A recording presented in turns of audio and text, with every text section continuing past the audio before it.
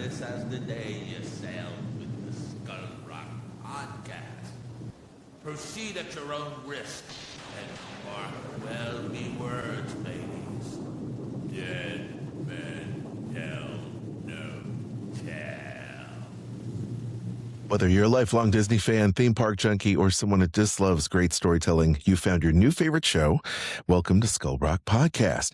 I'm Aljon Go, musician, longtime Disney, Marvel, Star Wars, and pop culture-ist. And I'm Dave Bossert, artist, filmmaker, and author. Welcome to the Skull Rock Podcast. Aljon, how are you? I'm good. I feel like the sun and the rain have completely killed my brain. My gosh, I'm brain dead right now. Yeah, we've been having rainstorms flying through here. In fact, I was out sailing on the weekend, and it started out as a beautiful, beautiful afternoon, and then all of a sudden, out of the west came this fast-moving, storm. I mean, it started raining while I was sailing. I was cracking up because it reminded me, and I posted on Facebook. It reminded me of when Nancy and I went sailing years ago when we lived in Ireland, in Dublin, Ireland. We used to go sailing on the Malahide Estuary, which was to the north of Dublin proper. And we'd go out whatever the weather was, and a lot of times it was just raining. We'd have our rain gear on and we'd be sailing in the rain. Wow. So that's crazy. But it was much nicer being in, 80-degree weather with a little rainstorm come through. That's for sure. Well, it's been flooding around here. I mean, it's been raining nonstop, flash flood warnings everywhere. The water gets really high and then the ground is like completely saturated. So we are, it's just some crazy times over here. So it's been hot and sweltering. Then we went into this kind of super humid, wet, week, and it's raining today. So my yard, the grass is growing like wild, like crazy. And so it's kind of crazy around here. But man, Dave, I'm glad to be here with you once again for another show. So and welcome to End Times, right? If any of our listeners see the 4 horsemen of the apocalypse out there on the horizon, please send us a note, give us a warning. hey folks, once again, we're going to remind you that our friend Arnie Liebervit is hosting a screening. It's coming up fast. I mean, it's Saturday, July 25th. It's only a couple weeks out. He's doing a screening of the 7th Voyage of Sinbad, a big Technicolor presentation of the 7th Voyage of Sinbad, featuring a lot of stop motion animation by Ray Harryhausen. If you get a chance, go to the Frida Cinema in Santa Ana and see this presentation. You will not be disappointed. And Arnie is going to be showing 2 more George Pal Academy Award-winning Puppetoon shorts that he has lovingly restored. I got to tell you, 7th Voyage of Sinbad was the highest grossing film of 1958, and it redefined fantasy filmmaking for generations. It inspired filmmakers like Spielberg and Lucas, Jackson, Cameron, Landis, and many others. So check that out. It's Saturday, July 25th at the Frida Cinema in Santa Ana.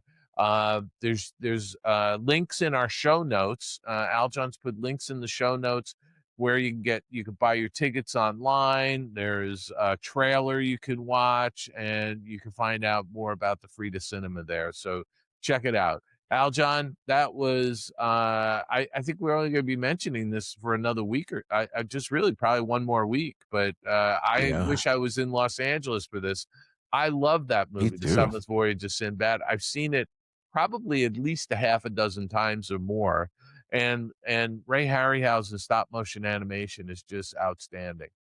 Once again, I mean, so influential and a great piece of cinema, so check it out.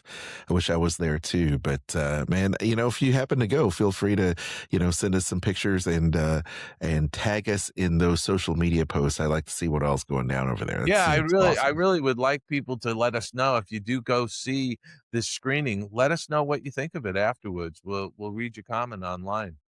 Absolutely. Well, gang, we've got another one with Tom Sito. You know, Tom, this is week 2 of having Tom on with us, and he's been on the show before. It's always great to have Tom here on the show. Absolutely. Tom's been an old friend of mine I've known him for decades. I worked with him at the Disney Animation Studios. He's an accomplished animator, professor, author. He just recently retired, and by the way, was made professor emeritus at USC Film School.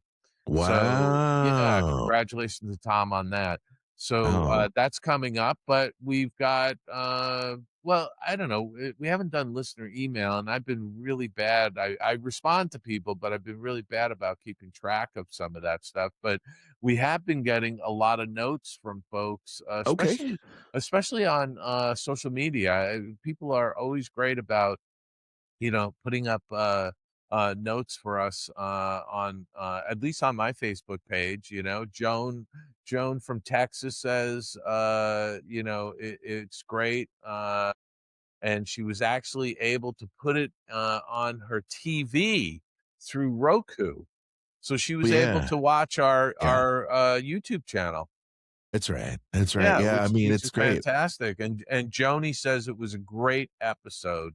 So those are some nice notes that we get through Facebook. I don't know if you got any emails. I did get one email. I'm going to paraphrase it. How's that? Because I can't find it. I'm going to paraphrase it. But Gerard in South Africa. That's right, ladies and gentlemen. South Africa. This podcast is global. Yes. Gerard from South Africa said he loved listening to the Tom Sito episode 1 of our 2-part interview with Tom. And, I have to say, Gerard has been a avid listener down in South Africa. So thank you for that, Gerard. Love it. Thank you so much.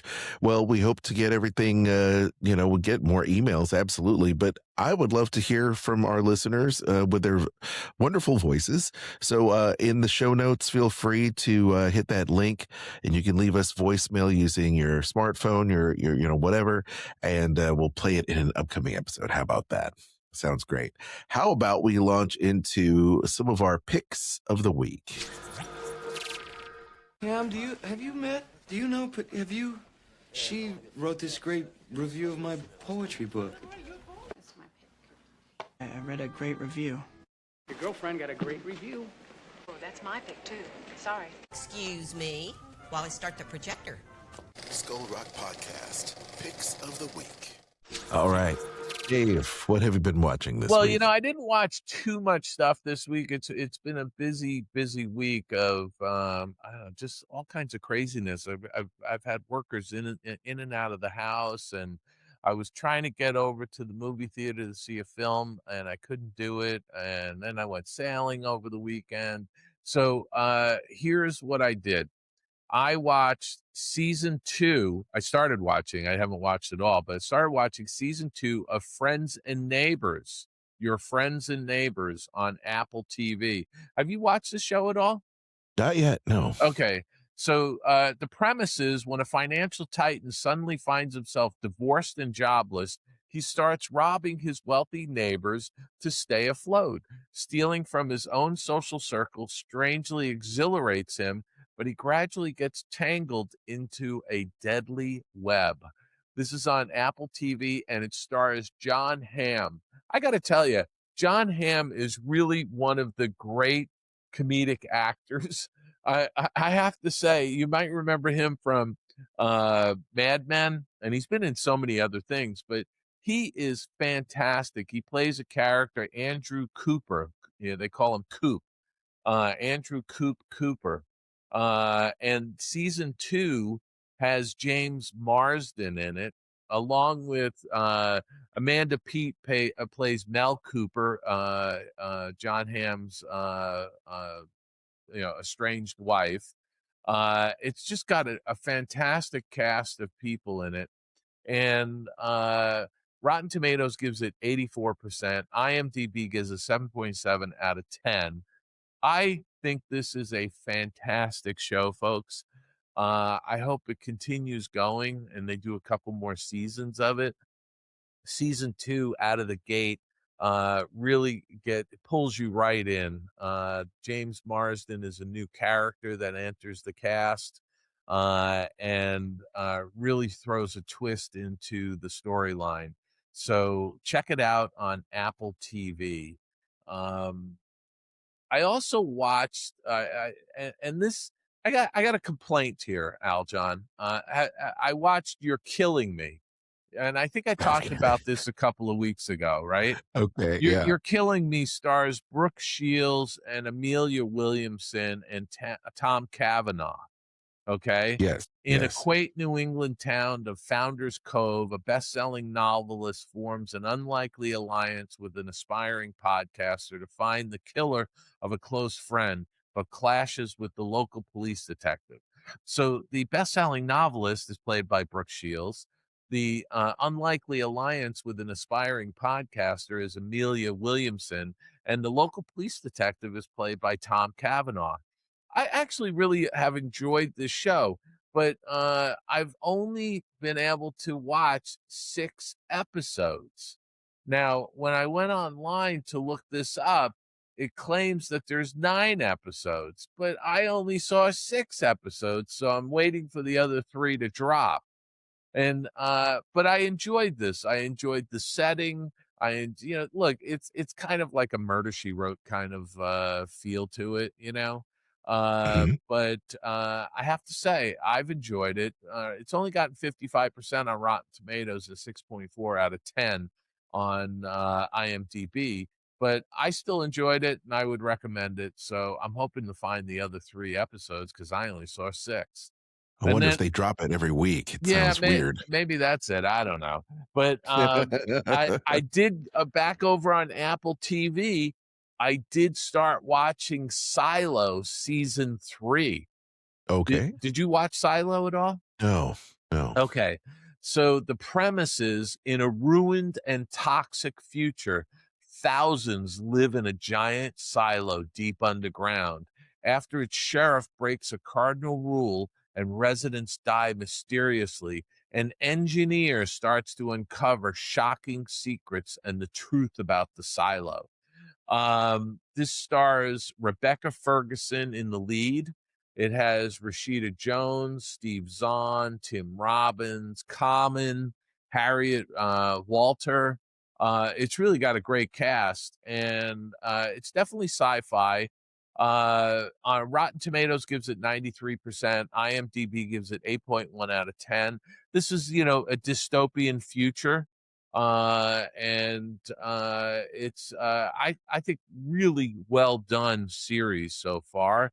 I thoroughly enjoyed the first 2 seasons of this, and I highly recommend it to any of our listeners if you're into sci-fi and dystopian type of films. This is a really good one, and the production value is off the charts. So check that out on Apple TV. Aljon? Hey, Dave. Yeah. Yes. I was going to ask you, Dave, did you ever see that TV show Wayward Pines? Yes, that's the one where it's like in the future and they cryogenically froze the townspeople and then they thaw them out like hundreds of years in the future, and they're in this like it looks like a suburban little town. That's right. That's right. It's like that's M. Night surrounded by a high fence to keep out these mutants. That's right. Yes, I remember that. I love that show, and I felt that it ended too soon. Same. I felt the same way. I'm a big fan of M. Night Shyamalan, and I think he ended up producing and writing some of it, and maybe directing some of it. But that show reminds me of that, what you're talking about. But I'll have to check that out. I'm a big fan of that kind of stuff. Yeah, I'm trying to remember who the English actor who was in The Detectorist. I'm trying to remember his name. I'm going to look it up as I'm vamping here. Okay. Because it had a great cast. What was Matt Dillon? Matt Dillon was in that. Wayward Pines? Yeah. Wayward Pines was such a great show. And yeah, so the lead, the lead in the show we were just talking about was Toby Jones. Toby Jones, okay, You remember him? He was the guy that was like the brains behind the freezing of people and everything. Got it. Yeah. So yeah, anyway, yeah, if you haven't seen Wayward Pines, I will suggest you see it. It was for 2 seasons, I believe. And that was back in 2015, if you can believe that. Yeah, and Matt Dillon played the sheriff in town. Played the sheriff, yeah. It was Matt. There was let's see, Matt Dillon, Toby Jones, as you said, was in there. Dr. Jenkins, who played the guy that froze everybody. A lot of really good people on that show. Matt Dillon, Jason Patrick was in it as well. Daimon Honshu from Guardians of the Galaxy was in it. So yeah, just a lot of great people. And it was actually, what was it? The creator's Chad Hodge. So there you go. Yeah. It was what was it? From producer M. Night Shyamalan. There you go. There you go. It was good show.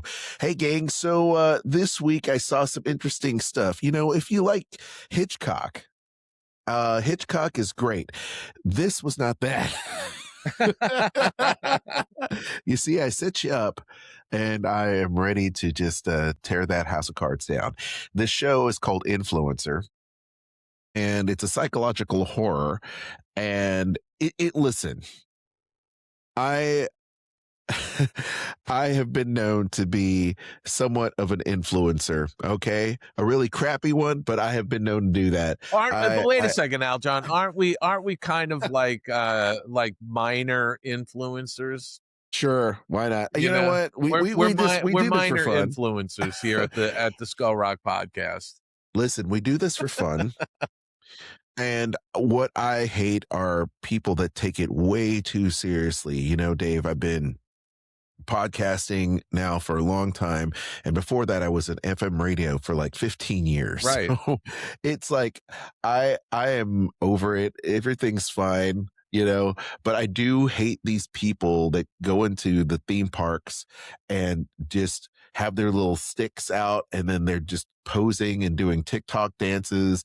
It's just so annoying to me. Well, and not only that, I mean, it's starting to become a problem, I think, at the parks because there's so many people doing it. It's a problem. And by the way, when did an influencer become a profession? I don't know. It's so funny because I've started taking note, Aljon, when I see stories on celebrities or a sports figure. It's like now their girlfriend or boyfriend is no longer just a companion. They are, so-and-so's girlfriend is a lifestyle influencer.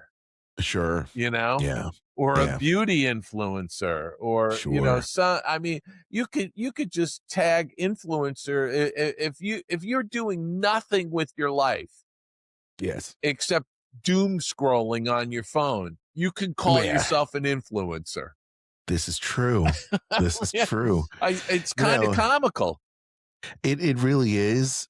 But I'll be honest, there are some people out there that made watching their lives very, very interesting. And a lot of them have really cool points of view and things to say and things to teach. I just started following this guy out of New York, Crispy Pizza. And he's got his, restaurant, and it's just fascinating. I love watching him make pizza, and he talks about stuff. It's pretty cool. It's like, this is what makes a really good pizza, New York style slice. I'm like, hell yeah. Show me about the New York style slice, please. Because I love New York style pizza. I love the good Sicilian, right? Dave, you're from there. You take your slice, you fold it in half, and you eat fold it in half. That's the way to eat it. By golly, I'm a Nashvilleian. I was born in Seattle, but my heart is a New York pizza. It really is. There you go. But all right. Well, listen. I mean, I realize that we're influencers, but let's get back to this movie, The Influencer. Well, so The Influencer actually is not bad. All right. It's a psychological horror. And what happens when this influencer who has this tiff with her boyfriend goes out to Thailand? In Thailand, she's there by herself. She goes to this wonderful resort. She's whining and dining, but she misses her boyfriend and befriends a native, Dave. This native is stalking her. She ends up without going too deep, she ends up stalking her. Craziness ensues. There's a little bit of a swippy swap, and she takes over her life as an influencer, deep fakes everything, takes her money and everything, leaves her for dead. And then lo and behold, something happens, and all the things that happen throughout this whole thing is setting it up for the final awesome comeuppance. Because Dave, what do I always say? It's a series of setups and payoffs.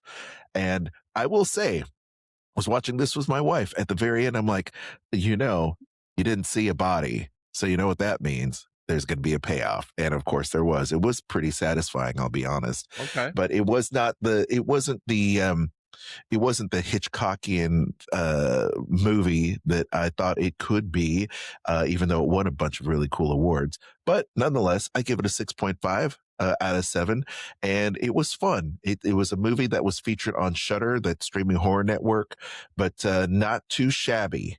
Too shabby. Was this a movie that was released to the theaters? It was not, I don't believe. Oh, but so it did. this went directly to what, Netflix or? Streaming. It's on Netflix and AMC Plus. Okay, got it.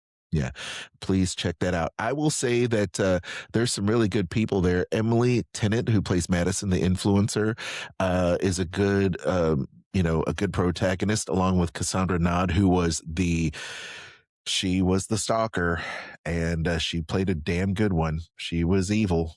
So that was not bad. 6.5. Pretty good out of 10. The other one I saw was, Dave, I saw 20 Years Later.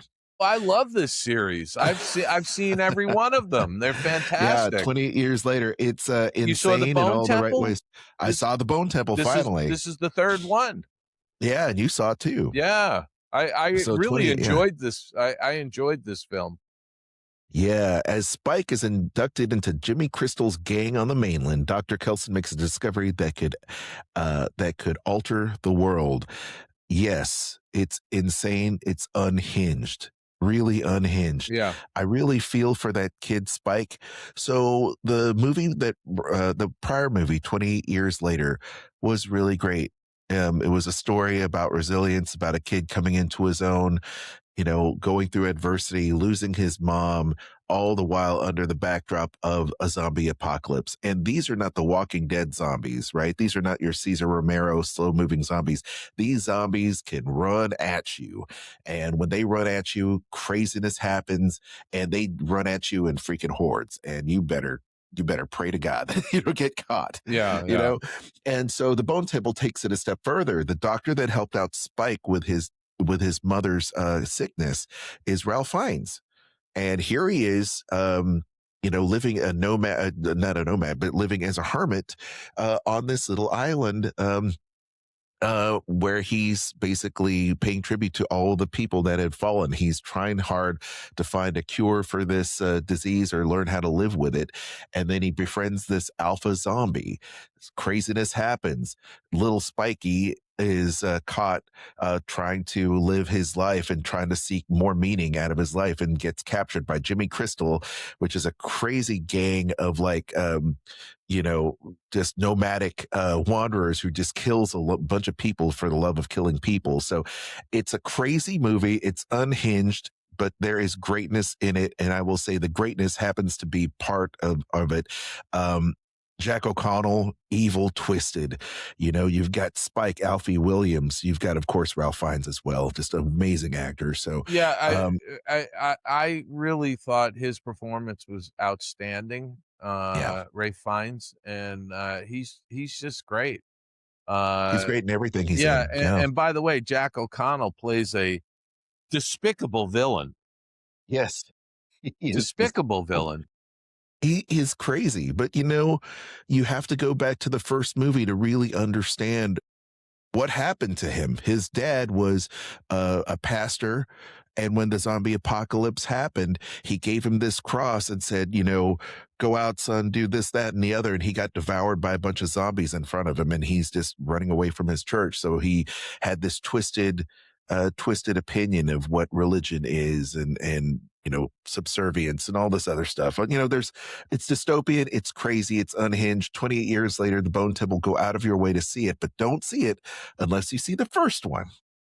Because I think there's a trilogy that's planned, so hopefully we'll see another one soon. Yeah, and by the way, Jack O'Connell is really a terrific actor. He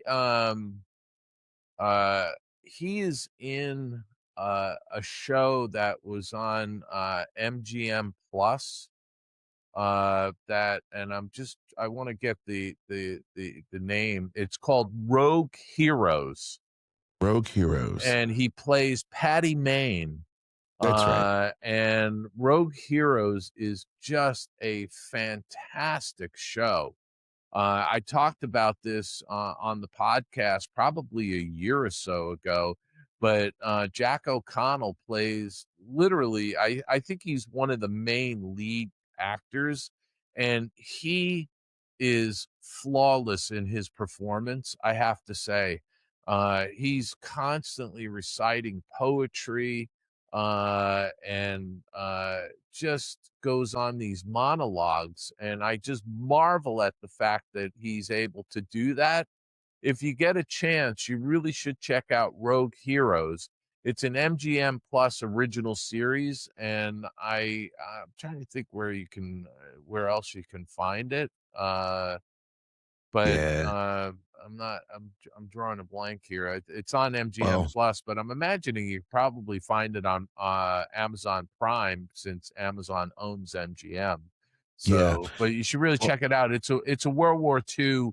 It's sort of about the beginnings of the SAS, and it charts the Rogue Heroes charts the creation of the famed Special Forces unit during World War II.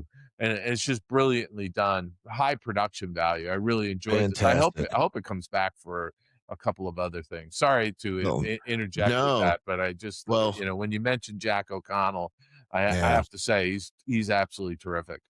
Well, Jack O'Connell is great too. He was in the movie Sinners, Dave, remember? Yes, so he was really good. And Erin Kellyman too, I also mentioned, serving under, Jack's wicked character. She was also, I think she was in a Marvel movie. She was in the Falcon and Winter Soldier, if I'm not mistaken. She was very good in that, playing one of the leads. So very good stuff there for this film. Gang, what have you been watching? Let us know, and maybe we'll check it out in a future episode. Yeah, maybe we will. Yeah, certainly. I was going to say, oh yeah, we're gonna do this. Yes. Skull Rock Podcast. This week in Disney and pop culture. Oh, Dave, let's talk about the situation with Moana. So, I have to wonder. Dave, Disney was probably banking on maybe a couple films to really kind of pull it out. Toy Story, of course, being one. That hit it out of the park, that's for sure. I wouldn't be surprised if that hits $1 billion by the end of the summer. Well, here's the latest from the Hollywood Reporter. It is reporting that Moana failing to make box office splash with a 45 million opening. It's not that bad. It's probably not what they expect. Disney's live action reimagining of the 2016 animated feature faces a stormy path and comes less than 2 years after the massive launch for Moana 2, which was the animated film. Yeah, good. So, look, this is sort of the typical thing with that happens, I think, at Disney, and that is, they go to cash in on stuff and they do it too quickly. They're trying to do a money grab, and they wind up crashing and burning. This is a film that was supposed to, the tracking suggested that it was going to open the $75 million, and it didn't do it. But I go back to, when you have a hit, they tend to want to saturate. And, remember Who Wants to Be a Millionaire? Of Who Wants to course. Be a Millionaire was a hit show. It was on once a week. Oh, if it's a hit, let's put it on every single day. And they just burned it out, They burned it out. Yeah. They burned it out. Well, yeah, I think exactly that. And oh my goodness. So, they had targeted 600 million plus. You said 75 million. Yeah, that's just, I don't know, and man. They sunk a lot into this movie. I think they got like 250 million into this, Yeah. And by the way, I got to tell you, I saw a trailer for Moana on somewhere on, I was watching something. It might've been because of this box office, or they were showing a clip of the animated Moana. Yeah. And I just looked at that, and I turned to my daughter, Marley, and I said, they should have just made this a live action movie from the get-go. Right. Right. Honestly, right. I mean, that's how I feel about some of these They films. could have. They could have. I mean, yeah, I just sit there and look at it and go, why would you do a film with all these humanoid characters? Why don't you just make it a live action movie? I don't get it. Well, Moana is the most streamed film on Disney Plus. Yeah, it's the number one. Without question. I get that. Yeah, it's insane. I mean, even over Frozen, and it's kind of crazy. But once again, I mean, I've heard a lot of people say, look, the movie is too long. You needed to make it just as long. If you're going to just do it beat for beat, just do it beat for beat, and make it just as long, instead of having to just sit through extra scenes and whatever the case is. I don't know. I can't wait to see it myself, because I just want to make my own comparisons to it. So one of these days I'll go see it. But anyway, what's raking up a lot is Minions and Monsters. 37 million weekend, and right now it looks like it's performing pretty well. 62 million, 94 million range across multiple sources, so that should be pretty well. Yeah, and they were saying that film started out a little slow, so maybe it's going to have legs to it. Gaining steam. Yeah. Toy Story 5, of course, the juggernaut that is globally, $789 million. It's going to continue to just gain steam, seemingly. Yeah. Young Washington is doing well as well, 29 million. Supergirl still falls at the box office, 8.6, total gross 64 million. Disclosure Day, Obsession, and Backroom still rounding out the top 10. In fact, it's kind of crazy how Obsession and Obsession still continues to do well and grow, actually, week over week. I think right now they're up to 300 million globally for Obsession. It's pretty insane. And then Disclosure Day 2, Dave, I do want to see that. I know you saw that. I really enjoyed it. I think it's worth seeing. And absolutely see it on a big screen. These films are made for a big screen. But you know what? Next weekend, The Odyssey. There you go. Odyssey's coming out. And by the way, I read a story. They're now starting to scalp IMAX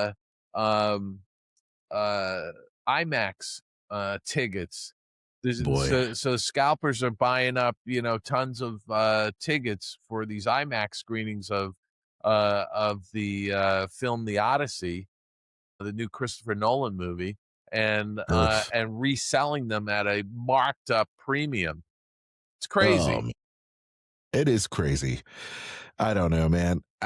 We'll see. We'll see what happens. I mean, The Odyssey's a big one, so we'll have to see what happens. Dave, the historic show, the Carousel of Progress. Dave, this one hits close to home. Yes. Yeah. It's closing for big refurb after 30 years. It's going to be transforming. The show, it's been a must-do for me and my family for many, many years now. And the 1994 iteration of the Carousel of Progress is officially closed to the public. Bittersweet. Lines of people to go see the show. Of course, we know Father talking about the carousel and all the progress and the beautiful, big, beautiful Tomorrow song, written by Richard and Robert Sherman. The wonderful Sherman brothers. Yeah. It was one of the longest running shows in history. Yeah, Dave, go ahead. And I was just going to interject. This was an idea that Claude Coates had come up with.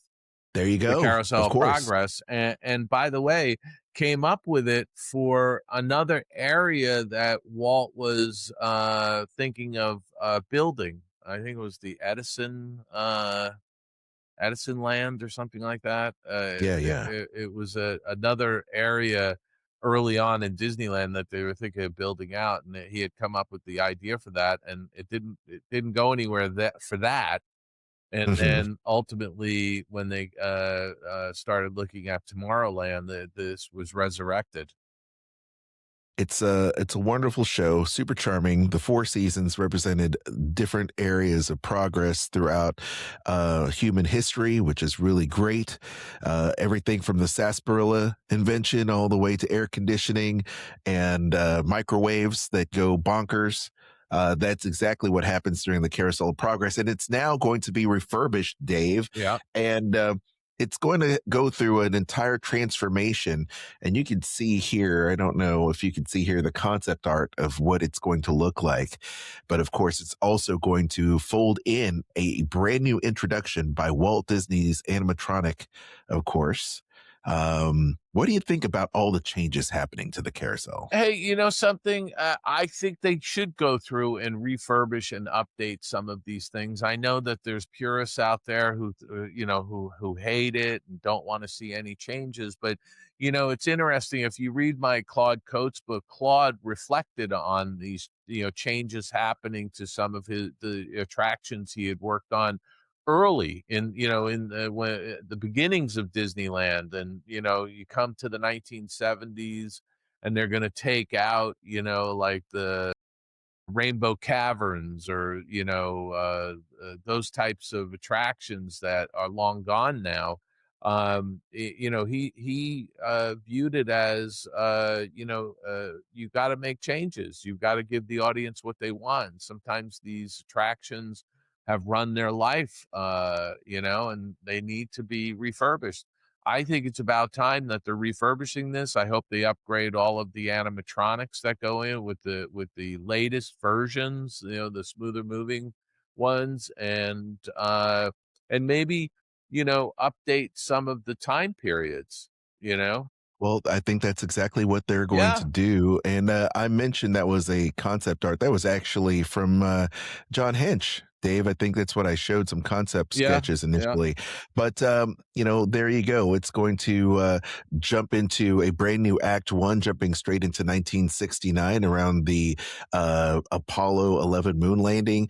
Then 1985 on Halloween. My gosh, I wonder where Mike Myers will be when that.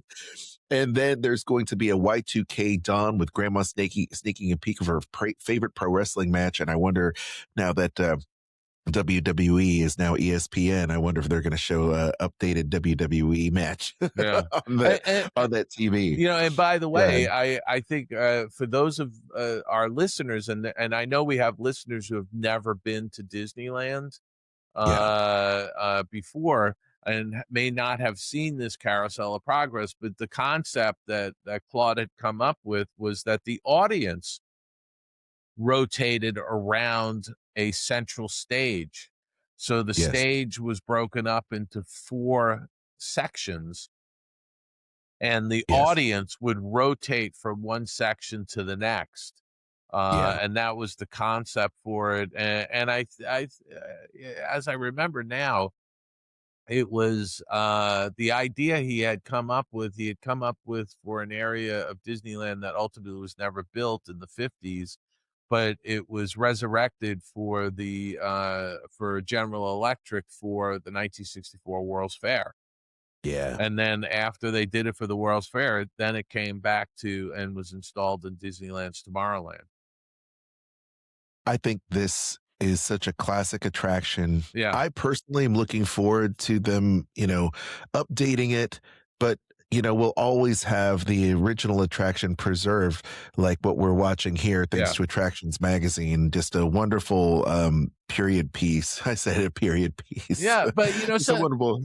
Yeah, but Aljon, I do think that the company has to upgrade and has to refurbish these attractions. especially as the technology evolves and advances. I think it's appropriate to do it periodically. There was a big uproar over them refurbishing A Small World a number of years ago. And I remember Alice Davis, who worked on the original attraction and was still alive, said, "Get over it, people." I mean, she was blunt about it, and I do think that, they do need to go in, and certainly, look, you want to be respectful of the legacy of some of these attractions, and you want to do it in a tasteful manner.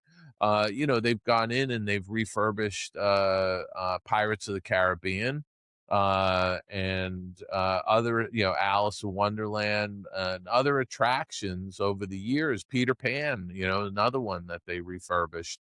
And I think that they need to do those types of things from time to time. And this is a perfect attraction to refurbish and upgrade those audio animatronics and change some of the vignettes.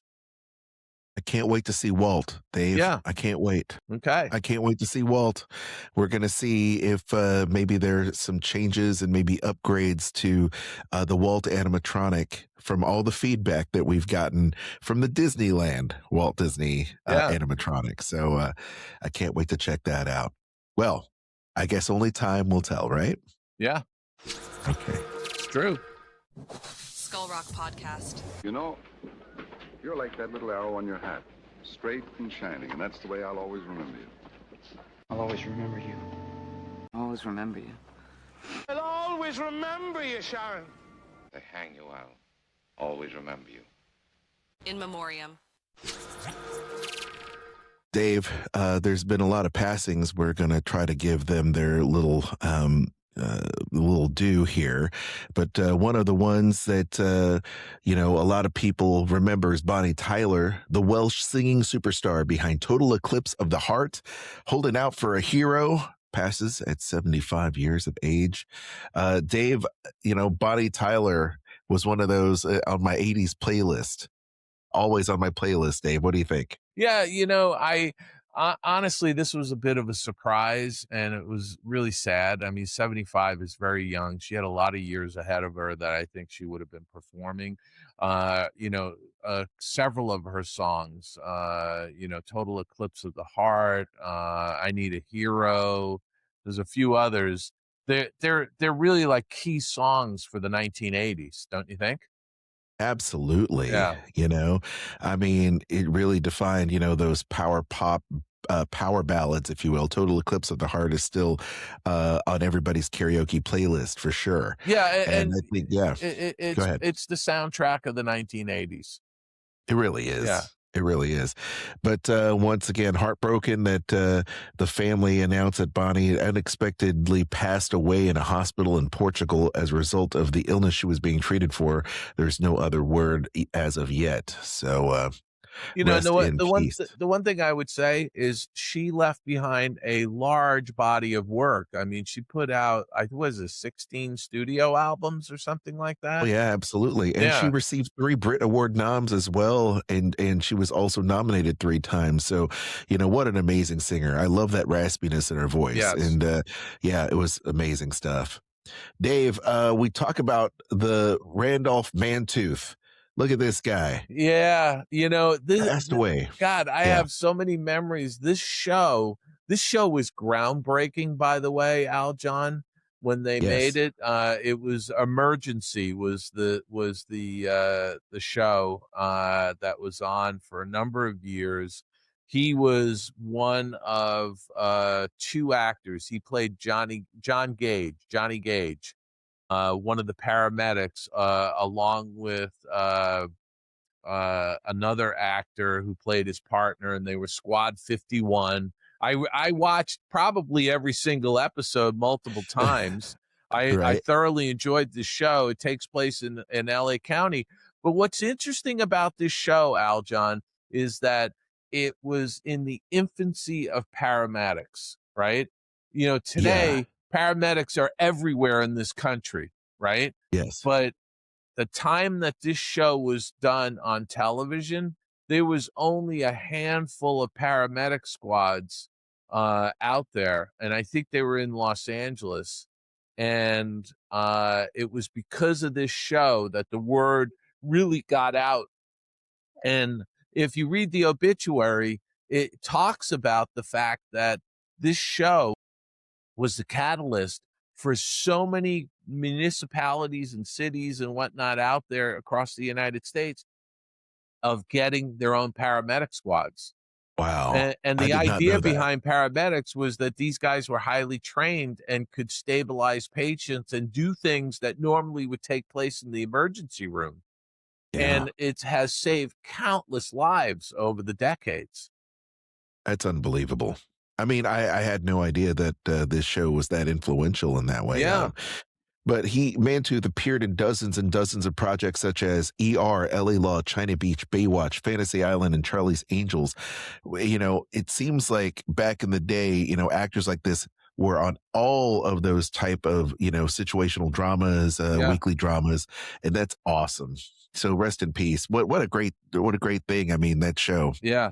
I'd like to revisit that myself. Really something else. How about Peter Van Norden, dead at 75? Police Academy and Naked Gun series star. Look at that guy. What a familiar face. I mean, everybody knows. Absolutely. Yeah, I've seen him in all kinds of shows. He starred in so many hit 80s and 90s comedies. And according to TMZ, his wife, Wendy, passed away, says that he passed away peacefully in SoCal at the hospice facility, dealing with several different health conditions. And look at him right there. Here he is on the stand, Peter Van Norden. And there you go. He was in a lot of different shows, of course, Waitress, Cheers, TJ Hooker, The Stand, Roadhouse 66, starring Willem Dafoe and Judge Reinhold. There he is right there, Police Academy 2. And I remember Police Academy 2 is one of my favorites. And The Naked Gun, The Smell of Fear. That was awesome. Awesome comedic actor right there. Then you've got, let's go into this. Louise Lasser, star of Mary Hartman. Mary Hartman dies at the age of 87.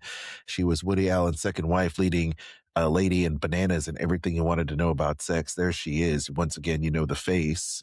She's been in a lot of great films and projects over the years. Dave, any thoughts on her passing? You know, the Mary Hartman was a parody of soap operas. And that's right. That was one. Mary Hartman was created by Norman Lear and his partner. And it was, I remember seeing some of the episodes. I never really got into the show, but I did watch a few, and it was pretty funny. It was satirical, and she was, it was like the perfect casting. You know, she was really interesting, and she kind of faded out over the last 25, 30 years. I didn't really see much with her. Sure. I tell you, here's another one. I'm sorry if I'm mispronouncing his name. Kel Neeson dies. Lord Humongous in Mad Max: The Road Warrior. You know that face, that crazy S&M mask he was wearing. Yeah, and he had the little midget that he was holding. Yes. He'd be holding. Yeah. Little person, Dave. Little person, Dave. I'm sorry. Little person. Yes, let's be PC here. Yes, let's be PC, right? So there he is. Lord Humongous. Oh my gosh. Yes, he was. 1981's Mad Max: The Road Warrior died in Queensland, Australia Thursday, following a 4-year battle with kidney disease. He was 76.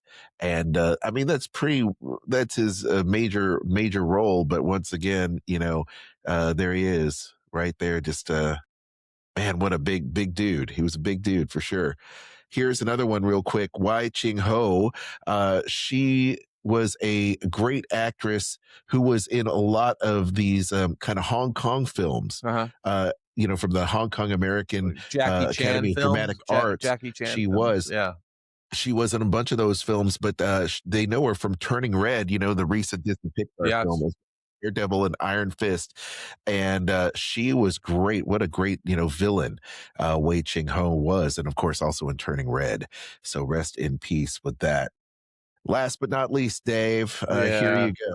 Dawn Iwerks, camera pioneer for Disney, son to Ub Iwerks, of course, legendary Ub Iwerks, was 96 when he passed. Look at this guy right he here. had a fantastic life. He was active right up until the end. And I had the pleasure of interviewing him, Aljon, for my cartoon camera documentary. And he could not have been more gracious, more knowledgeable, just a very nice man.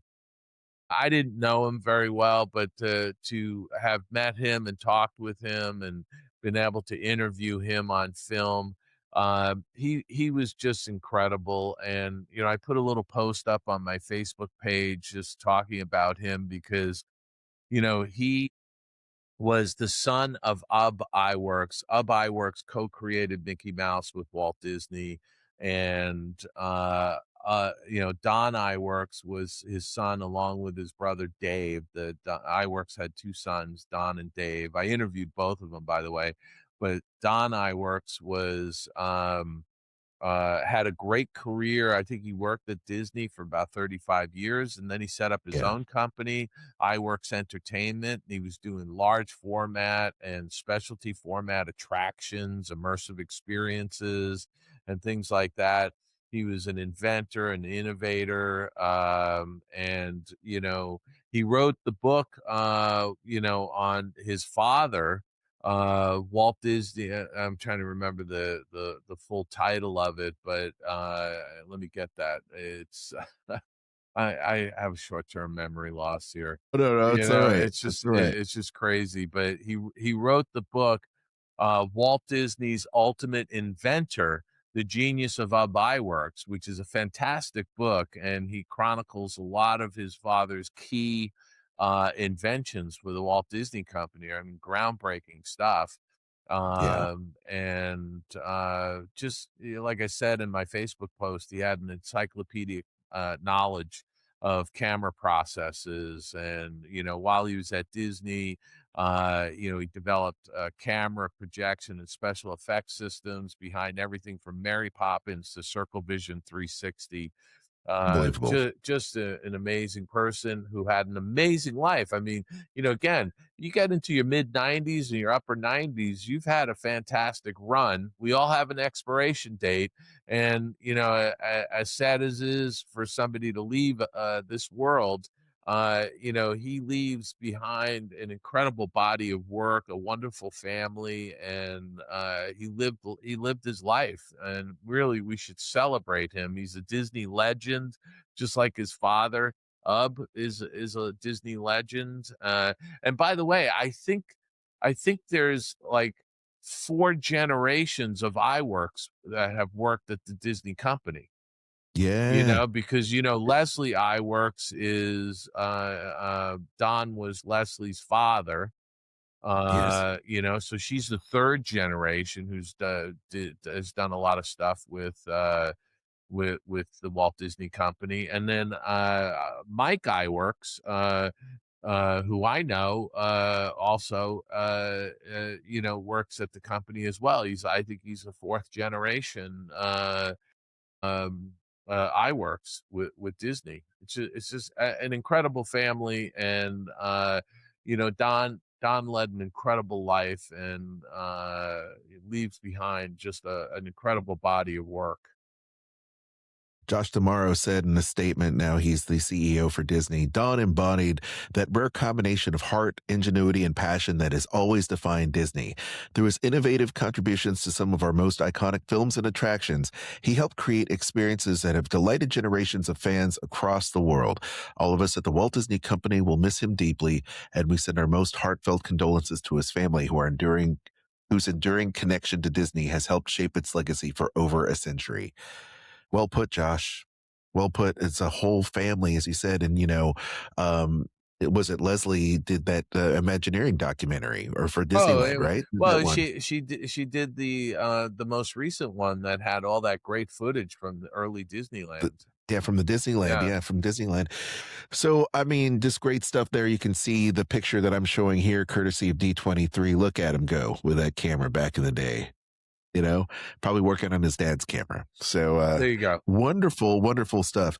What a great rundown, Dave. It's been a crazy week, but now it's time for us to sit back and relax and enjoy part 2 of now a legendary guest here on Skull Rock Podcast, Tom Sito, right here on Skull Rock Podcast. Let's do it. Hey, let's chat. Let's chat afterwards. Let's chat. And he said, let's chat again. Skull Rock Podcast, interview time.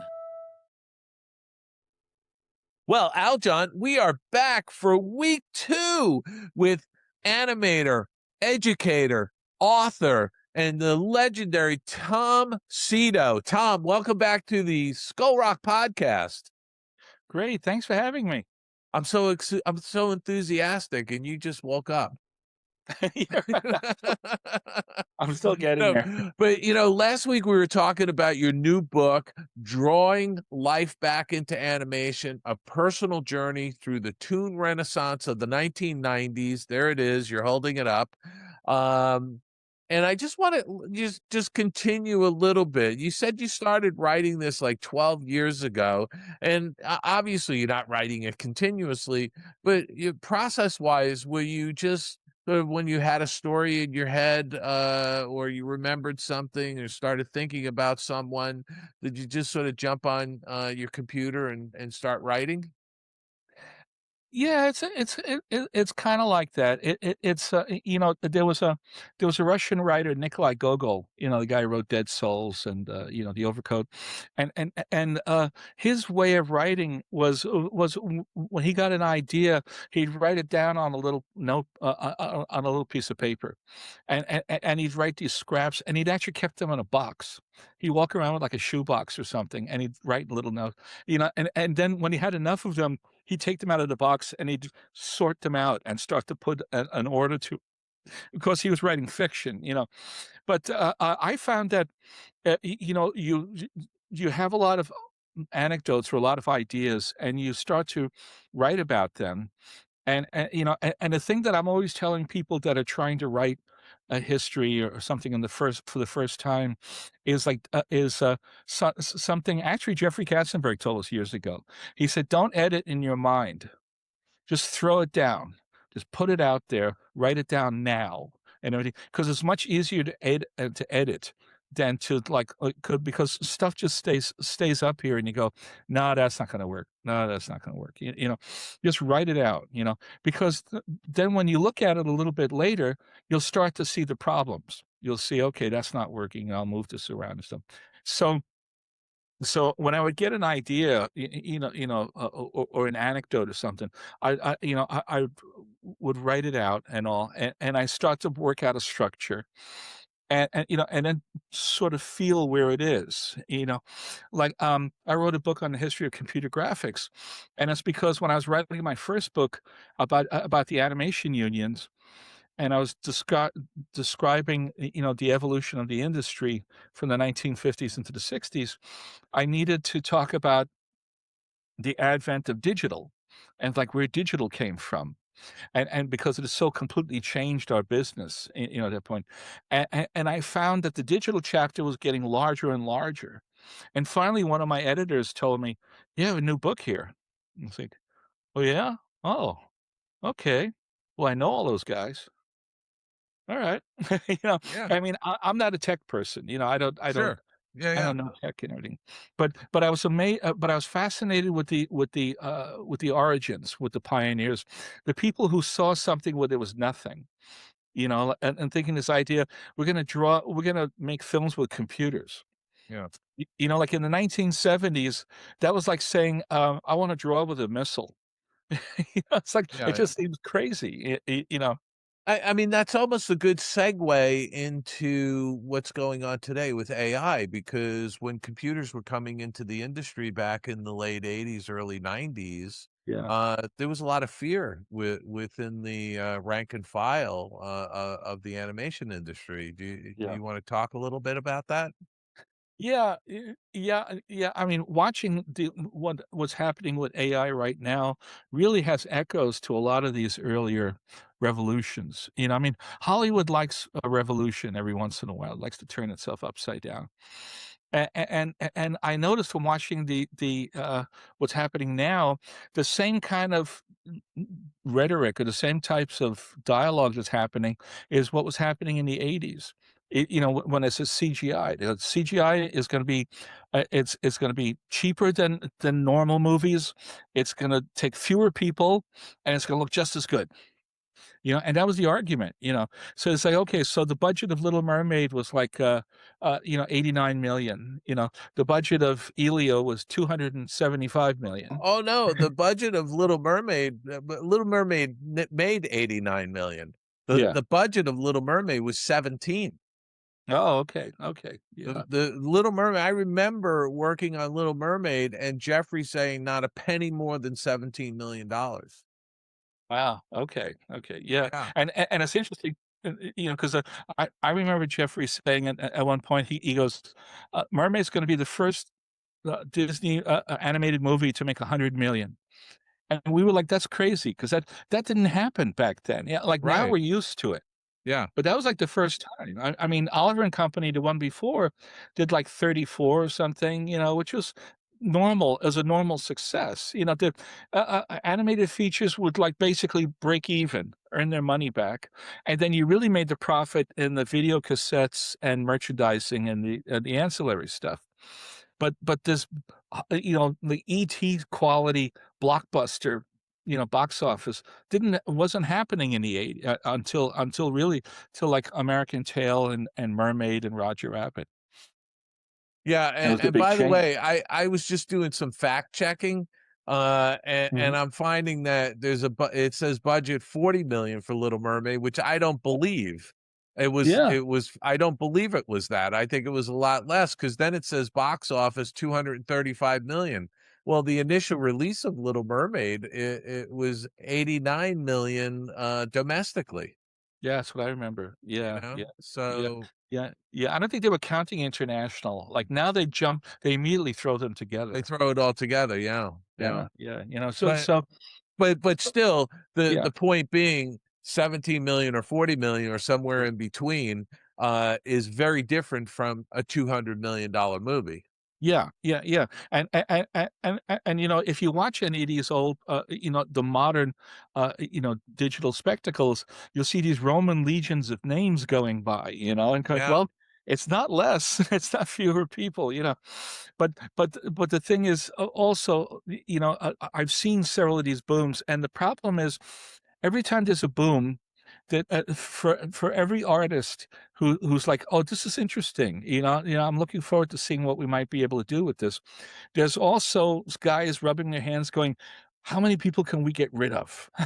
And there's a lot of that kind of talk happening right now about going, one person can create a whole can do Fantasia by themselves, and like, no. Yeah, but Tom, when we worked on Little Mermaid, right? There was maybe 120 people in the department, something like that, right? We were in the warehouse buildings over in Glendale by on Flower Street.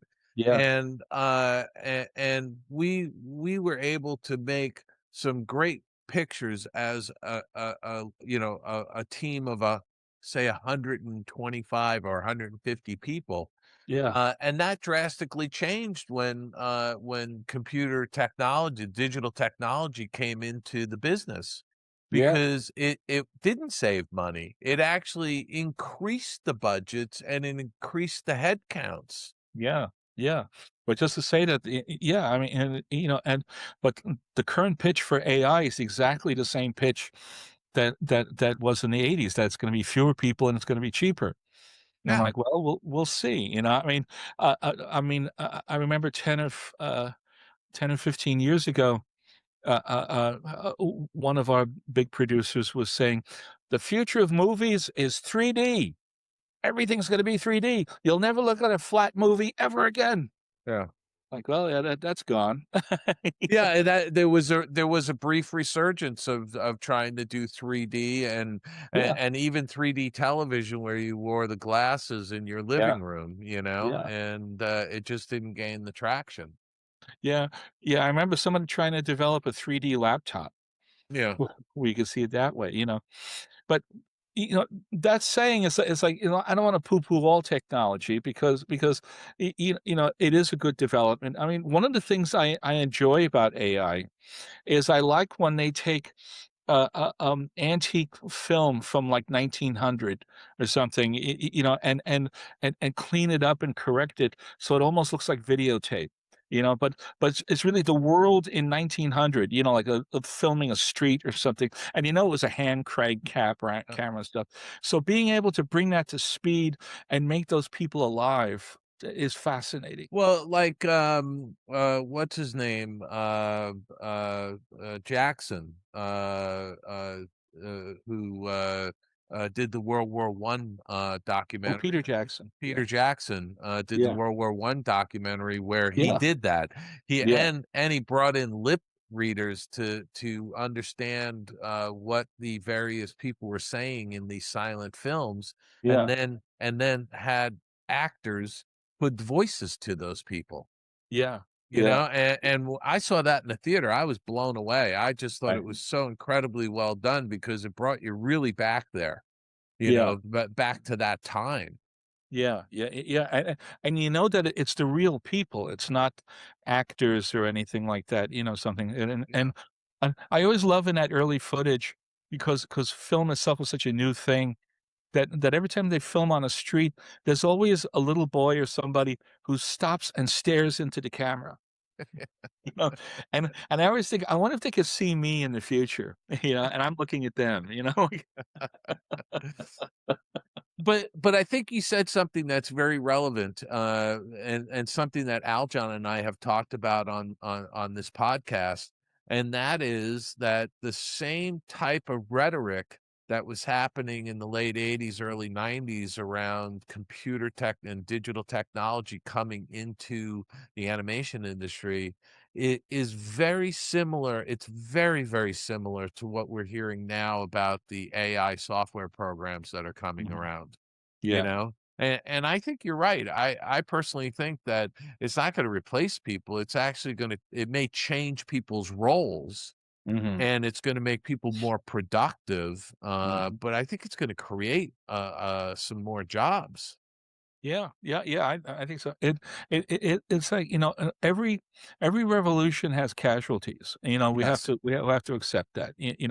When movies went to sound, a lot of theater musicians lost their jobs, and when things went digital, I saw a lot of painters and in-betweeners and stuff suddenly start to lose their jobs, and so there is going to be some cost to it, in that respect.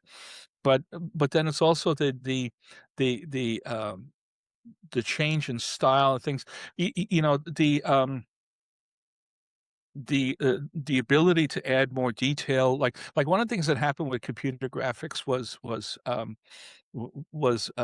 things that it would have been really hard to draw, or things like the multiplane type stuff, depth and everything, was very hard to do traditionally, was easy with digital. There was no problem.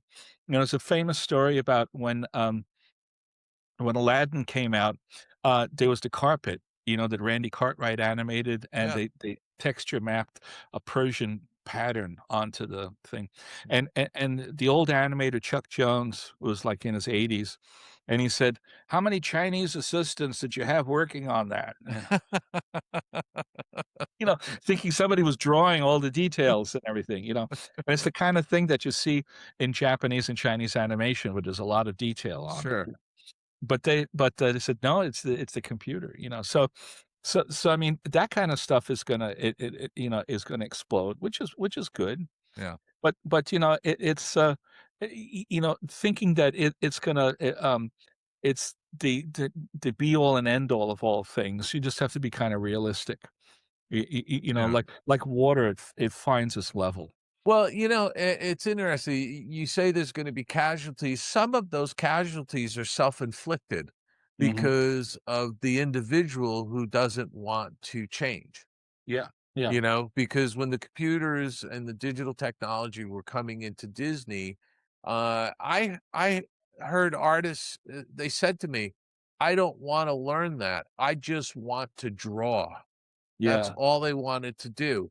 They had the opportunity. They could have been trained on it. They didn't want it. They just wanted to draw. So in a sense, that's, you've kind of sort of cut your own throat, so to speak. Yeah.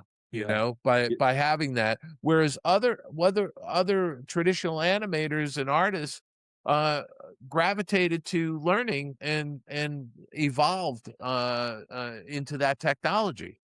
Yeah, that's true. That's true. And the thing too is that the thing that I did learn from teaching, and believe it or not, when you teach, you do learn a lot from your students. And you see the generations coming, and like the generations that I was teaching aren't afraid of computers, and they're not afraid of AI and all. They're already embraced it. They're ahead of me. Like a year ago, I was teaching a storyboard class, and my final assignment was I would give the students a scene from Cyrano de Bergerac, and I'd say storyboard this, and I'd show them like some of the old films, like the Jose Ferrer film and all. And so you kind of get a feel for the character, because it's very sort of elevated, exaggerated characters, and it's kind of fun. It is kind of like animation. And I had this one Chinese student who was already dabbling in AI, and he brought in his beautiful storyboard.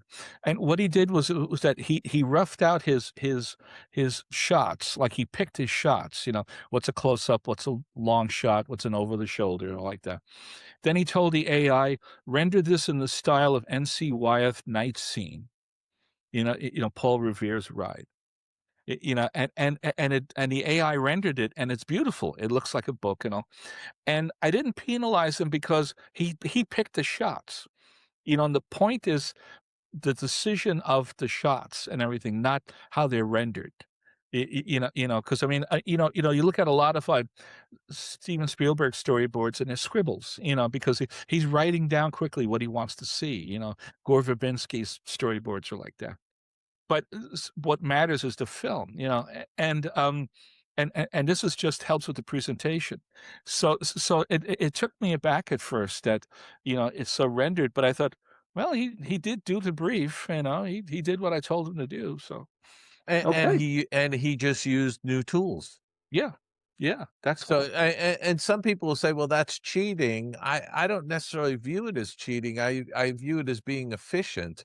As long as you are the creative spark, you're the person who's sitting there. Like you said, he was picking the shots, and he was doing some loose sketches, and then letting AI take it to the finish line.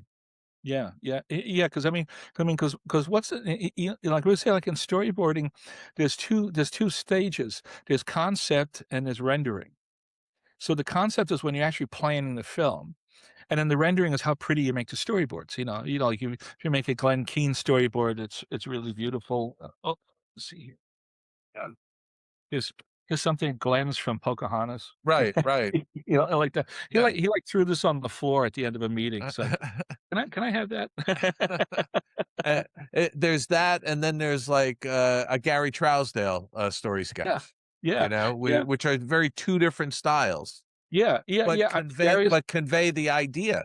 Yeah. It's like, I love Gary's storyboards. They look like Sergio Aragona's like Mad Magazine, like sort of little script, but they work. He would take like very subtle, like in Lion King, he did the he did the scene where baby Simba is talking to Scar, and Scar is being very subtle, and Simba's being kids and not getting it. And he says, "Hey, if I'm going to be king, what does that make you?" And Scar goes, "A monkey's uncle." And Simba goes like, "Oh wow, gee, you're weird," and Scar goes, "You have no idea." I mean, that's very fun. It's very, sure. But the way Gary staged it, it worked. Yeah, and it was the delivery. Yeah, Yeah, exactly, I mean, it's just exactly. fabulous. The I just want to remind people that we're talking with Tom Sito, the author of the new book, Drawing Life Back into Animation, a personal journey through the toon renaissance of the 1990s. Now, is it just the 1990s, or do you kind of, start in the 80s and it's mostly the 90s and then bleed into the aughts? Yeah. You have to do that and everything, because you can't just, just slice one decade out. Yeah. But really, because like the toon renaissance began in the 80s, really. Actually began in the 70s, because it wasn't until the mid 70s that the older generation realized, like, oh God, we're mortal. We better start training people, because there's nobody after us. Yes. Okay. The training started, but from a movie standpoint, the films that were coming out, I always point to An American Tail, Who Framed Roger Rabbit, and the Great Mouse. Well, not excuse me, I shouldn't say Great Mouse Stick, but Little Mermaid. Those three. Little Mermaid, American Tail, even though they're sort of like, there's a 3-year period there, right? Because American Tail came out, I think, in 86, if I'm not mistaken. And then Who Framed Roger Rabbit came out in 88, and then Little Mermaid came out in 89. Yeah. That was really the beginning and everything. That was it. And then it peaked around 1994 with Lion King, because the movie was more successful, and then Lion King was kind of like a pinnacle and everything. And then I think by the late 90s, the audience was getting a little bit of oversaturation. There was so many musicals, so many films. Kind of like in the last few years, it was all the Marvel superhero things. It's like, oh, another person in tights with a cape and lasers are coming out of their eyes. It's like, I always like to point to the success of Who Wants to Be a Millionaire on ABC back in the 90s. And it was on once a week, and it was super popular. And all of a sudden it was like, let's put it on 5 days a week. And it killed it, Yeah, that's it. It's just that oversaturation. You're just like, or westerns. When we were kids in the 60s, everything was westerns and everything. TV shows were all westerns and everything. And by the 70s, the audience was like, done with western. I'm done. And the industry still cycles through genres. I think. Yeah, absolutely. I mean, who thought zombie flicks would be big? And then there was a whole phase of zombie films, and there was a phase of vampire films.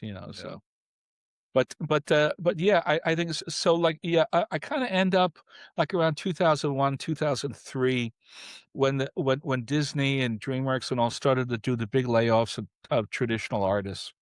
They just started to downsize their crews and all, and a lot of people went away, and I feel bad for that happening and all, but it's like I always say, like, it's not the end of something; it's going to be different. Like it's going to be in a different way. I always tell artists, like my students, don't think you're going to spend your whole life in one job, and don't think you're going to spend your whole life in one city. You might move somewhere. I mean, I've had a very good career as a Hollywood artist, and I worked in New York, in Toronto, in London, in Taipei. And that's fine. I mean, Roger Ellers, God bless him, who just passed away. I met him in Boston, and we worked together in Toronto.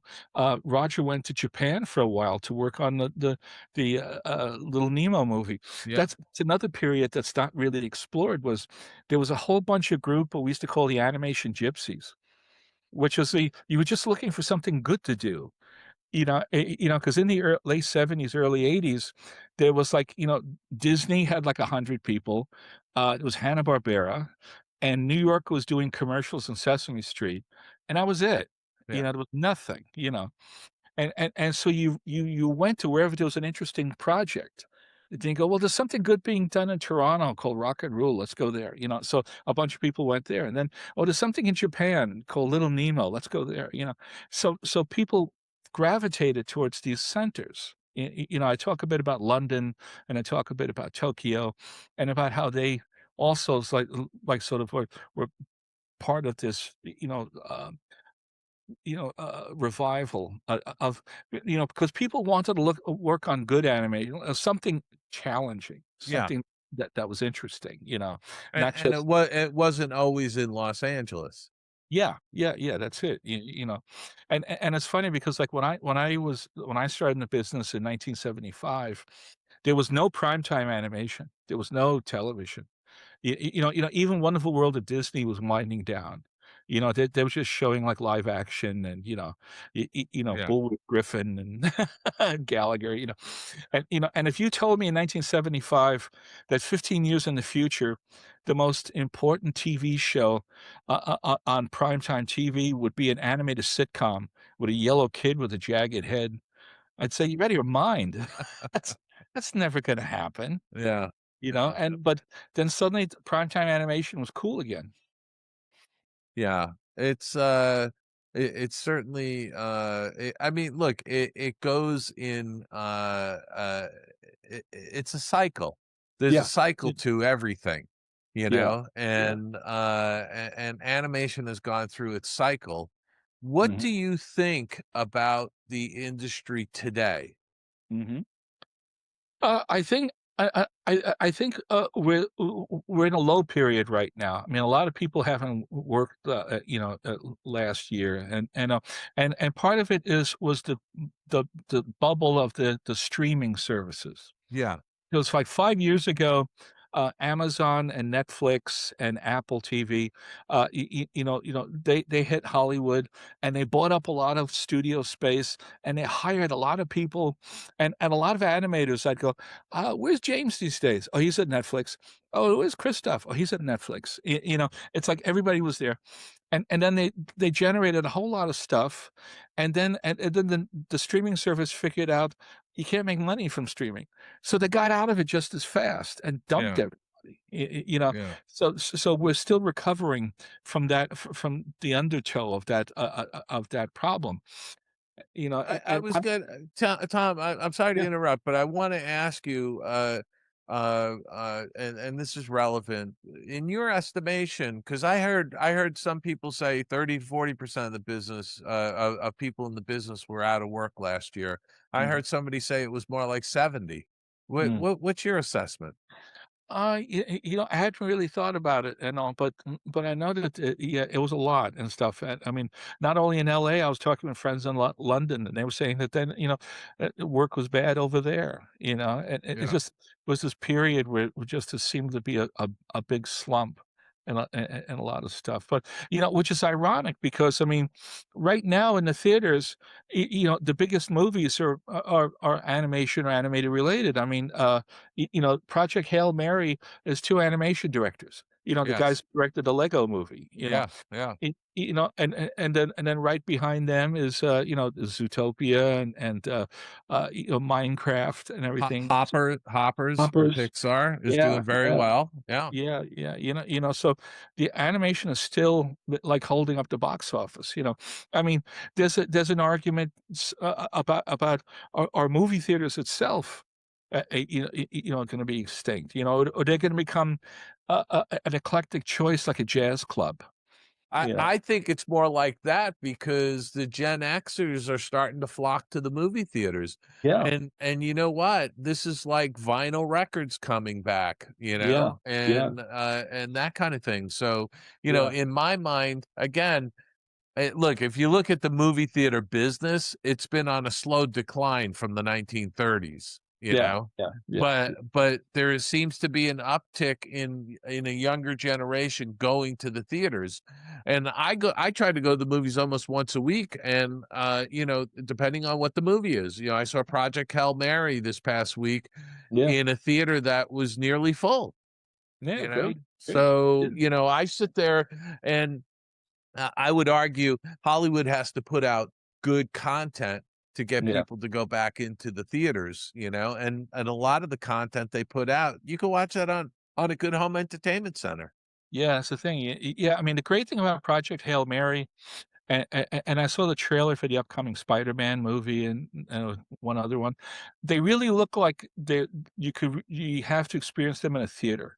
Yeah. You watch Project Hail Mary on a laptop, and it's like, or worse, a phone. yeah. Yeah. I mean, it's got to be all encompassing. I mean, the great Hollywood director John Huston used to say, "If I can make you forget who you are and where you are for 90 minutes, I've done my job." Yeah. I mean, like, you got to get lost in the film, Yeah. and that's the joy of the experience of the whole thing. Do you feel, because I talk like you, I talk with a lot of colleagues, a lot of people that I know in the industry, and I hear a lot of bellyache and that there's no work. I mean, do you feel like we're at a place where the digital tools are available, and now AI as well can allow somebody to create short films virtually by themselves, in their garage, or in their office? I mean, do you think that there's more opportunities for people who look and sort of take the blinders off, like, I don't have a job at a studio, but really take those blinders off and look at all the opportunities that are available and all the distribution channels? I mean, anybody can set up a YouTube channel. Yeah. Anybody can put stuff out on the internet, and show what they can do.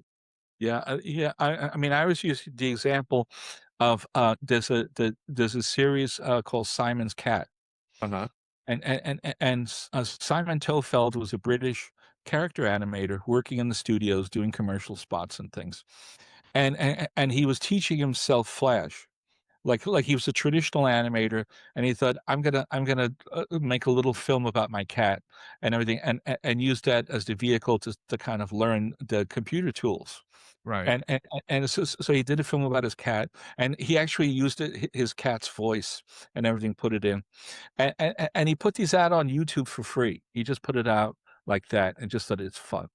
And the damn things are so clever and they're so funny that after a while, he now has a staff of people, and he sells merchandising, and he's working on long films, just from that, just posting on YouTube.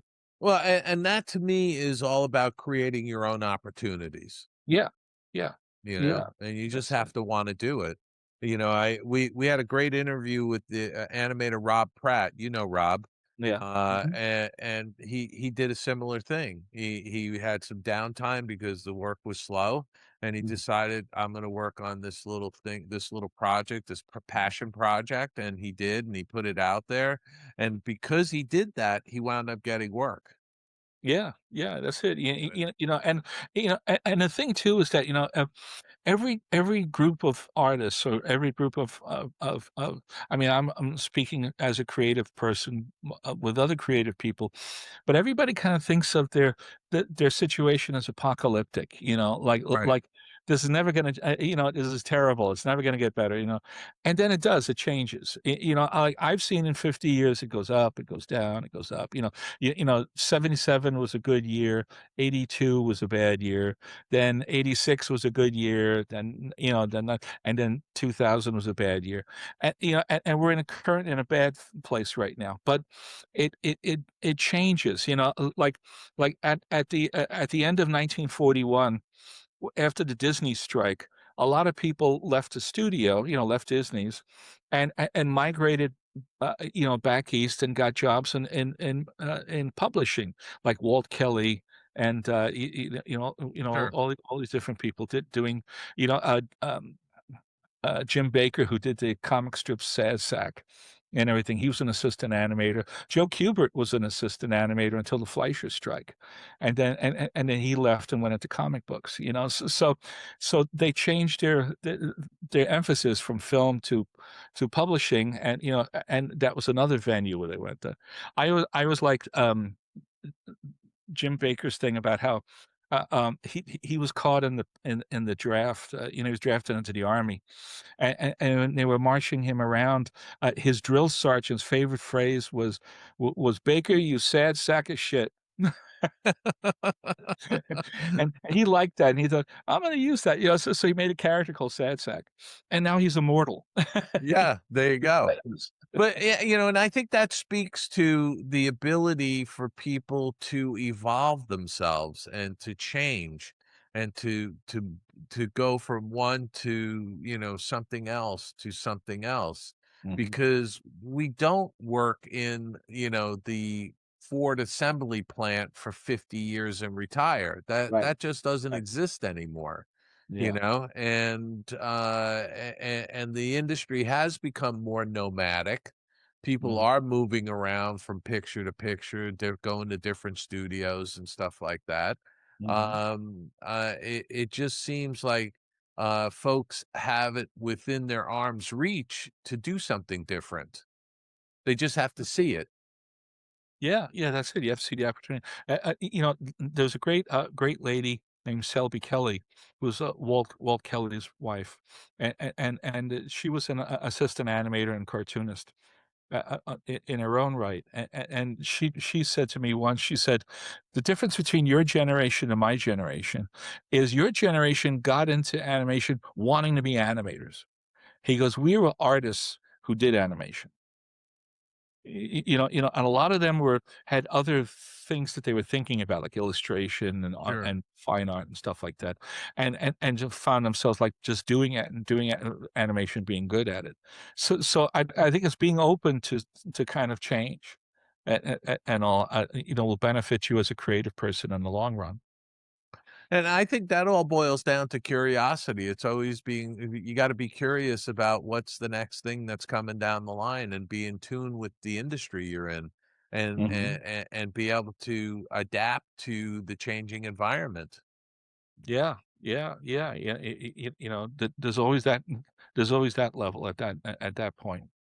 Well, Tom, you've changed. You've gone from working in the studio system to being an educator to being an author. What's next for you? A slow decay, and it's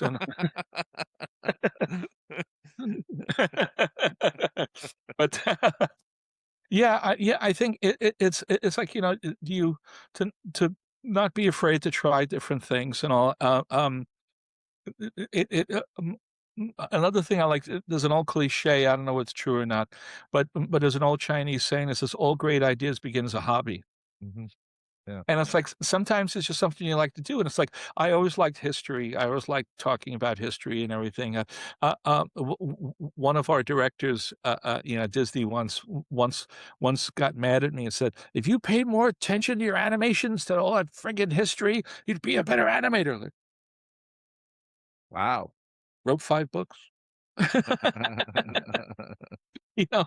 So I mean, it's like you follow your bliss, see where it'll go.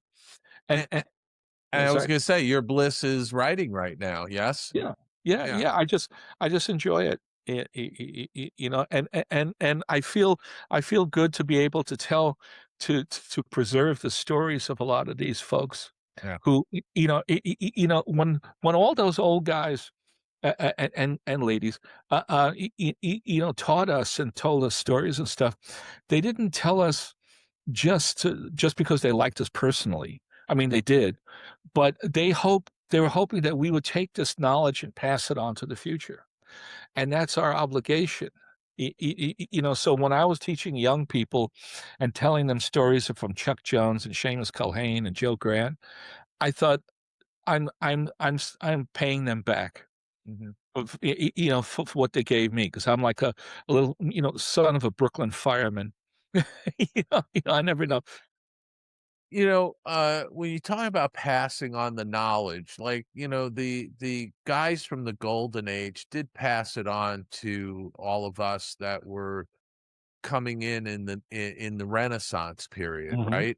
So, Yeah. you had the Eric Larsons, and, I was at Cal Arts in the early 80s, and, we had Frank and Ollie coming up to lecture, and Ward Kimball and Mark Davis, and we had teachers like Jack Hanna and Bob McCrae and Tee and Elmer Plummer, who were actually teaching in the program up at Cal Arts, and they were sort of passing on their knowledge from their career in the business. Do you feel like that chain got broken with the transition from traditional animation to digital? Good question. Because Yeah. I mean, I'll just give you my opinion while you think about that. I had always thought that, they could have utilized the traditional animation folks much better by pairing them with people who were really good at the software and creating teams. Because I still look at like Rapunzel, Tangled. I still look at that picture as one of the best CG animated films that was put out from Disney, because Glenn Keane was there doing draw-overs and talking to the CG animators and adjusting poses and doing all those things that really made that animation sing. Right. And if you look at Tangled and then look at a film like Wish, you go, whoa, there's a disconnect there, and something got lost. I mean, that's why I asked the question. I wanted to see what you thought about that. Yeah, and it's interesting, because when you think of like even like the stop motion films like that Leica does, like Coraline and everything, they take traditional animators, and like Tony Fucilli and Rick Farmelo, and have them animate things on paper first, and then translate that into the stop motion to kind of help the acting along. Yeah. So yeah, I mean, it's got a purpose, and it makes a good result. But yeah, I think the issue also with computer graphics is that there's always for a long time there was a disconnect between, is learning animation learning the software, or learning the art of animation, learning the art of timing, the principles of animation. Yeah. And I tell my students, I said, why do you think at the Oscars every year, all these British actors come over here and kick our asses? I said, the Royal Shakespeare Company. It's like they learned all their fundamentals first. A lot of these, like Patrick Stewart was standing with a spear behind Laurence Olivier, for this first couple of years, and then he got his chance. And, Ian McKellen, Emma Thompson, they could do comedy, they could do period pictures, they could do modern pictures, they could do horror pictures, and they all work. Yeah. It makes sense. And that's because they got that background in the fundamentals. And I said, why do you think whenever a movie starts, regardless of the technology, they're going to hire Glenn Keane and James Baxter before they're going to hire you? It's because these guys draw like a son of a gun, and the thing is, when you have that grounding in basics, then no matter what the software is or how it changes and stuff, you will get on top of it. I was thinking of Kathy Zielinski, who was a terrific animator, and she did Frollo and Hunchback, and Hexus and Gully. Kathy for a while was working in games. She was at Electronic Arts for a while, and she was working on The Simpsons, on layout and stuff. So like, don't be afraid to kind of move around with this. It's something interesting to do. But whatever she's on, she's really good at. Yeah. Because she's got that basic, background. So that's the thing I kind of emphasize to the students. It's like, there's only so much from learning the software. Then, you got to apply the basic fundamental skills, because, acting is acting. That never changes, and the mechanics of movement, that never changes. People don't, like, somebody was talking to me about an in-betweening program, And I said, early on in the 80s, they tried this thing called tweening, creating, and they still needed an assistant because, people don't go from pose to pose. We don't go like, like that. Human beings don't move that way. And you have to understand that, how to ease into poses and ease out, and and what's a keyframe on the body shape is different on the arms or something, So it's understanding that before you conquer the software. Yeah, because anybody can move a cube from point A to point B. Yeah. But to move it with a convincing emotional tone to it, right? Is a different story. You gotta understand the basic principles of animation and how to do a performance. Yeah. I mean, I had a teacher at the School of Visual Arts in the 70s, who was an old Paramount layout guy named Gil Moret, and he introduced me to Seamus Culhane and those folks. And Gil used to say, "Look, anything can move. If you took a cat turd and put it under a downshooter camera and moved it from here to here, and click, it's going to move. Yeah. But how it moves and what it's saying, that's important. Like lately, the movie that came out, Hamnet, like the one about Shakespeare's wife and stuff. Yeah. And that actress who won the Oscar, I said, if I was a young animator, I'd watch that film 3 times and I just study her face, because she has almost very few lines, but you understand everything she's thinking. You look at her face and you know exactly what she's thinking, and it's so bloody subtle, but you can see it. You don't want to watch her face constantly. So. Well, Tom, this has been a great conversation. I just want to remind our listeners that your new book, Drawing Life Back into Animation, A Personal Journey Through the Toon Renaissance of the 1990s, is available. Congratulations on this new book. Do you care to give us a hint of what you're going to be writing next? Right now I'm working on a book about animation in music videos of the 80s. Fantastic. Awesome. Yeah, again, that's an area that's very little's been written about. Yeah. I mean, I noticed that because this last year when K-pop Demon Hunters was such a big hit, and again, watching my students and all, I'm thinking they're very inspired by this. And when I saw it, I thought, this looks like a rock video. Mm-hmm. It's got the same cutting and staging and all. And Spider-Verse had a bit of rock video in it, know. And then I was thinking about, in the mid 80s, like Opposites Attract and Take on Me and Money for Nothing. And, actually, what's his name? Sledgehammer, the Peter Gabriel song had a lot of stop motion in it. Yeah. The stop motion was all done by Aardman. Wow. They hadn't really got started yet. They were just starting as a company. Yeah. It's like some of their first, some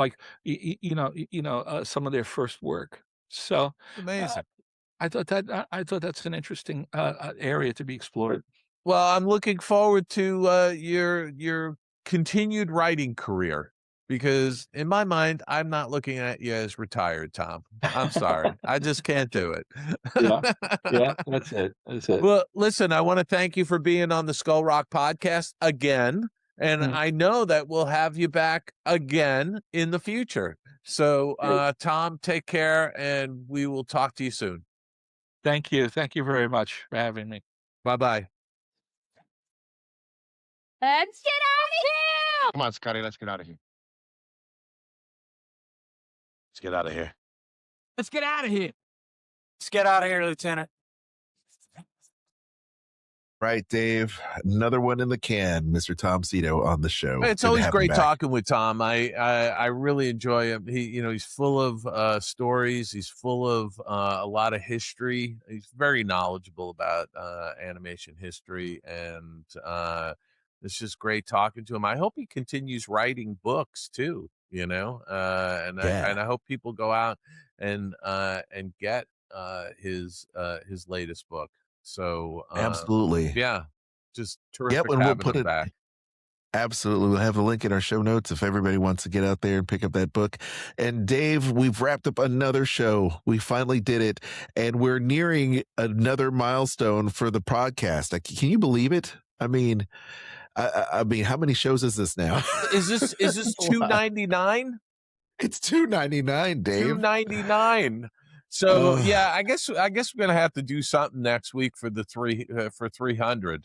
Let's figure that out. We have to figure. We do have to figure this out because we'll figure it out. I know we just sit here and have so much fun. We're blowing through milestones and not even really doing anything with it.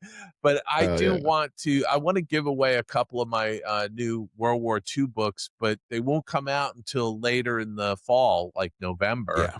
But I think we can give away a couple copies of that, and I'll just hold on to the mailing addresses and ship a copy of the book out when I get them.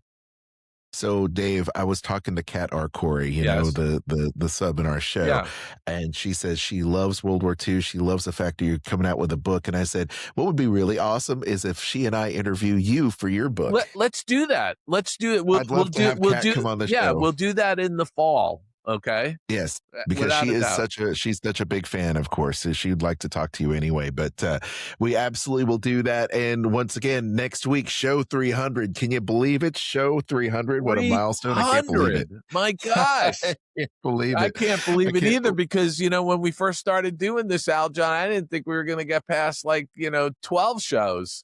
Oh, Dave, ye of little faith. The funniest thing is like.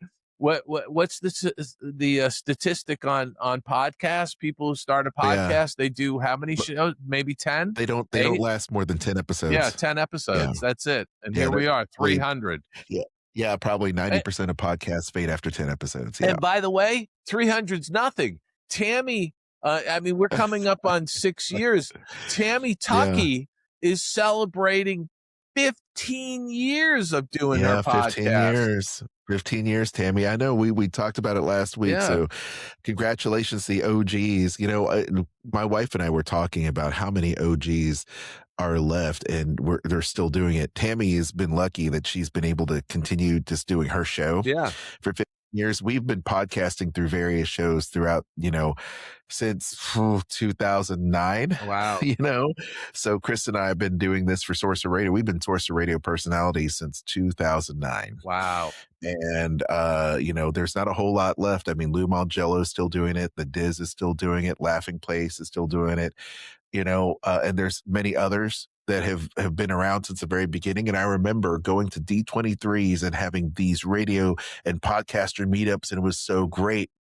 And we'd meet up with everybody from the OGs from the Diz and the, All Ears and all those people from back in the day. And of course, a lot of them had sold their websites, for millions of dollars by now.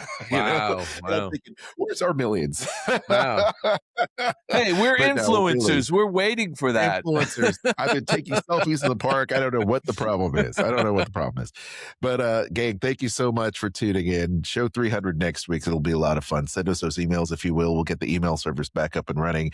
Send us those emails, links in the show notes. Be sure to like us on all the social media.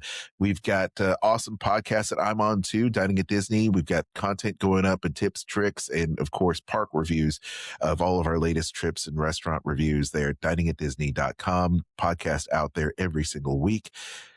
Dave, where are you? You're everywhere. Yeah. So, folks, you can hear me, my show, The Tunes Behind the Tunes on Sirius XM, Disney Hits, Channel 133. During the month of July, I'm spotlighting the song Family from the 1996 stop motion film, James and the Giant Peach.